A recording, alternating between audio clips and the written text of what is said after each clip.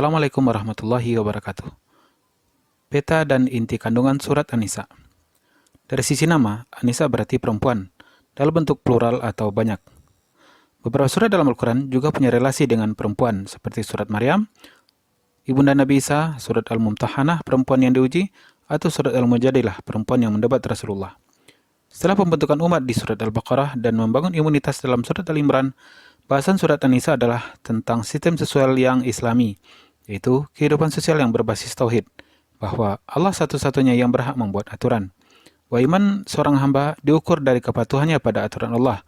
Dalam surat An-Nisa, batasan dan ketentuan itu disebut sebagai hudud, yang berarti batasan atau pagar pembatas, yang tidak boleh dilewati. Disebut sebagai mafrudan, sesuatu yang diharuskan, dan disebut sebagai faridatun, kewajiban yang harus dilaksanakan. Batasan yang Allah buat terkait beberapa situasi memang rawan pelanggaran. Pengaturan itu terkait dengan soal anak yatim, warisan, dan perempuan di tengah kehidupan sosial dalam posisinya sebagai anak, sebagai istri, atau sebagai individu. Posisi yatim adalah posisi yang rapuh dan rawan ketika kehilangan satu atau kedua orang tuanya di usia kecil. Al-Quran mengatur bahwa harta yatim tidak boleh dicampur dengan harta pribadi atau dimakan oleh walinya. Orang yang makan harta yatim disebut memasukkan api neraka ke dalam perutnya. Andai para yatim itu punya warisan, maka harta itu harus dijaga oleh sang wali hingga si yatim dewasa dan mampu menggunakan hartanya dengan benar. Setelah yatim, pengaturan berikutnya adalah warisan, bahwa ketika seseorang meninggal, hartanya tidak boleh diperebutkan. Tidak boleh membagi warisan atas dasar adu kuat antar ahli waris dengan alasan paling berjasa atau paling berhak. Pembagian harta warisan tanpa kejelasan bisa memunculkan permusuhan antar kerabat dan merusak tatanan keluarga. Untuk menyelesaikan hal ini, Allah mengatur siapa yang berhak mendapatkan warisan berikut bagian-bagiannya, baik laki-laki maupun perempuan. Perempuan menerima waris dalam posisinya sebagai anak, sebagai istri, sebagai ibu, atau sebagai saudari. Pengaturan warisan disebut Al-Quran sebagai faridah dan dibahas secara khusus dalam fikih dan disebut sebagai ilmu faraid. Porsi pembagian ini baku dan jelas dalam surat An-Nisa ini dalam ayat 11, 12, dan 176. Para ahli waris menerima bagian antara 2/3, 1/3, 1/6, 1/2, 1/4, atau 1/8, tergantung posisi dan hubungannya dengan si mayat. Rincinya ketentuan waris ini berbeda dengan sholat, puasa, zakat, dan haji yang detailnya memerlukan keterangan khusus dari sunnah Rasulullah. Di samping jumlah warisan dan ahli waris yang pasti, syariat juga mengatur wasiat di luar warisan, yaitu wasiat yang dibuat oleh si mayat agar hartanya diberikan pada pihak tertentu di luar ahli waris. Wasiat ini diatur syariat tidak boleh lebih dari 1/3 total harta. Pembatasan ini dibuat agar ahli waris tidak terzalimi. Di luar wasiat dan waris, ada lagi pemberian yang dianjurkan untuk diberikan kepada kerabat yang hadir dalam pembagian warisan. Setelah waris, aturan berikutnya adalah aturan tentang perempuan dalam pernikahan. Bahwa perempuan berhak mendapatkan mahar ketika menikah. Perempuan sebagai istri berhak mendapat perlakuan yang baik dari suaminya. Suami diminta bersabar atas hal-hal yang mungkin muncul dari sikap dan perilaku istrinya. Adapun pernikahan tak bisa dipertahankan, maka harus dilakukan dengan cara yang baik melalui perceraian. Bila suami menceraikan istrinya dan mereka punya anak, maka suami wajib menafkahi dan membiayai biaya pengasuhan dan penyusuan anaknya. Dalam pernikahan, ada perempuan yang tidak boleh dinikahi yang dikenal sebagai mahram. Di luar mahramnya, laki-laki boleh mencari perempuan sebagai pasang hidupnya dalam ikatan pernikahan.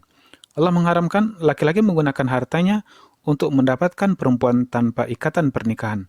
Harta diberikan Allah untuk menikah dan bukan untuk berzina atau prostitusi.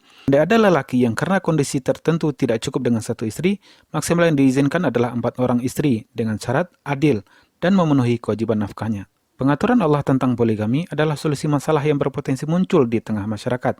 Allah mengharamkan zina dan menghalalkan poligami. Tapi, beberapa pihak yang mengikuti hawa nafsunya menentang ketentuan ini. Al-Quran menyebut mereka ingin menyesatkan manusia. Ketika Allah mengharamkan zina dan menghalalkan poligami, para hamba nafsu ini menggiring manusia ke jalan yang sesat. Jalan yang menentang poligami, tapi menghalalkan zina dan prostitusi. Saat praktek ini meluas dalam masyarakat, sistem sosial menjadi kacau dan rusak. Prostitusi dan perzinaan menjadi perusak kehidupan orang dewasa dan anak-anak. Prostitusi memicu munculnya penyakit yang merusak manusia. Dari prostitusi lahir pula anak-anak yang tidak punya ayah dan menjadi generasi yang lemah. Menjadi awal bagi kerusakan sistem sosial dalam skala yang lebih besar. Setelah pengaturan tentang yatim, waris, dan perempuan, Al-Quran menjelaskan tentang kaidah umum dalam sistem sosial, yaitu larangan mengambil harta orang lain secara batil, larangan dengki atas kelebihan orang lain, larangan sombong dan kikir, perintah untuk amanah, perintah untuk adil, walaupun terhadap diri sendiri, kerabat, termasuk larangan membicarakan keburukan secara terbuka, kecuali untuk orang-orang yang dizalimi. Selain sistem sosial berbasis tauhid, orang beriman perlu sadar bahwa mereka memikul misi dakwah. Keberiman adalah bagian dari barisan panjang penjaga agama Allah sejak masa Nabi dan Rasul terdahulu. Karena itu, mereka diminta berjuang dan berjihad di jalan Allah dan tidak berpangku tangan. Ada banyak alasan mereka harus terjun ke medan juang, mulai dari adanya pihak yang terzalimi dan kondisi orang-orang yang beriman yang diperangi karena memilih dan memeluk agamanya. Dalam perjuangan itu, kaum beriman diminta waspada terhadap kaum munafik, yaitu mereka yang mengaku beriman tapi menyembunyikan kekufuran di dalam hatinya. Mereka bersikap angin-anginan dengan berpihak kepada siapapun yang memberikan keuntungan duniawi.